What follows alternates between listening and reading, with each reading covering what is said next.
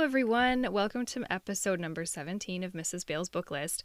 Today I'm going to be reviewing Mananaland by Pam Munoz Ryan. Maximiliano is a boy growing up in the fictional country of Santa Maria. The exact location is not stated, but it has parallels to the existing countries of Mexico or Central America. Max is being raised by his father and grandfather, both of whom are very loving characters, but present with very different personalities. While Abuelo, or grandfather, is lighthearted and enjoys sharing fairy tale-like stories of magic and adventure, Papa is serious and refuses to participate in such things, and tries to stop Abuelo from doing so as well. Max is an excellent soccer player, and as the story opens, his dream is to make the city's competitive soccer team. But there's a problem. To make the team, every player needs to provide their birth certificate. To Max's surprise, he learns he doesn't have one. Max's mother left when he was very young, taking all his documents with her. Her disappearance is clouded in mystery throughout the book. Max's father and grandfather share very little about her with Max, saying it's painful for his father to talk about such things. But Max is getting older and more curious, and topics they used to be able to avoid start to come to light. To Max's dismay, he spends his summer as an apprentice for his father, a stonemason who builds bridges all over the country, rather than going to a soccer clinic in a neighboring city with his friends. But through his work and his dad, Max is able to access the inside of a mysterious tower they can see from their home, which is highly rumored to contain the spirits of the hidden ones, people who had historically fled their own dangerous countries or dangerous situations and hid within the tower. Many people in Max's town think that these hidden ones were criminals who deserved to be turned in, and that people who helped them were criminals too.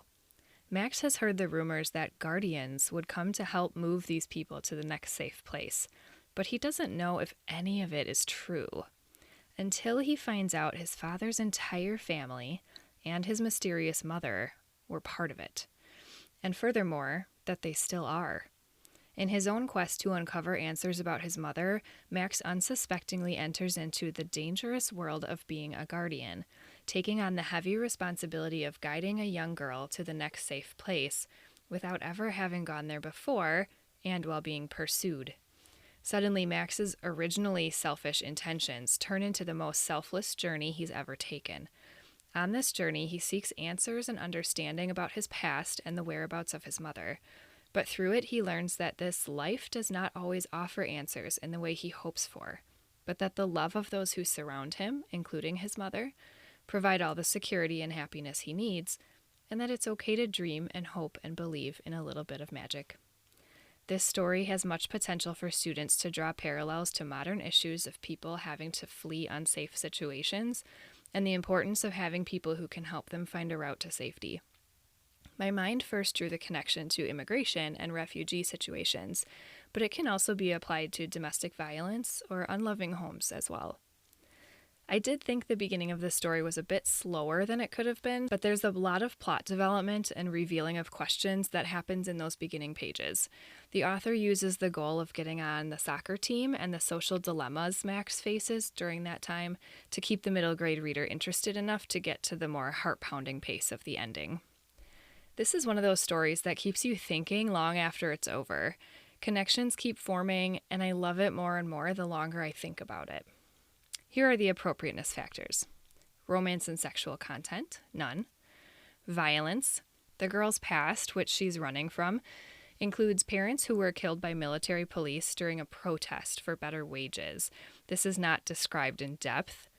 And a man who broke her wrist, who offers a reward for anyone who brings her back after she ran away. Language, there's none. Alcohol and drugs, there's none. Happy reading!